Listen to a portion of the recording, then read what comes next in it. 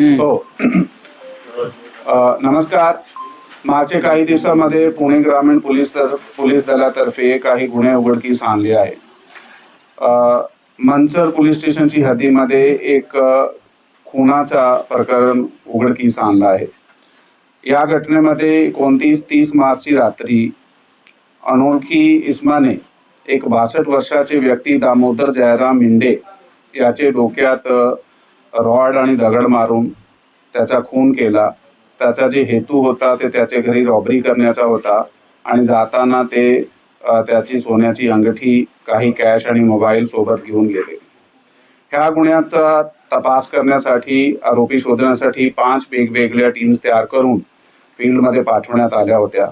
ते सलग दिवस रात 5 दिवस टीम्स कार्यरत होत्या. शेवटला त्यांनी तकनिकी आणि गोपनीय यंत्रणाचा वापर करून हे जे गुन्हेगार आहे ते निष्पन्न केले. त्यामध्ये कबीर उंबऱ्या काळे नावाचा 24 वर्षाचा राहणार पुणेवाडी, तालुका पारनेर, जिल्हा अहिल्यानगर हा आरोपी आहे.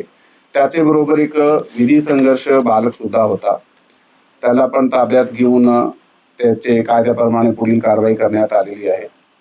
हा जो व्यक्ती आहे, आरोपी आहे, त्याचे विरुद्ध 9 गंभीर गुन्हे वेगवेगळ्या जिल्ह्यात दाखल आहे. यामध्ये पुणे जिल्ह्यात ओतूर, आळेफाटा, गुढेगाव, मंचर, नाशिक जिल्ह्यात दिंडोरी पोलीस स्टेशन, अहिल्यानगर जिल्ह्यात बेलवंडी, पारनेर आणि अहिल्यानगर तालुका पोस्टे या ठिकाणी गुन्हे दाखल आहात.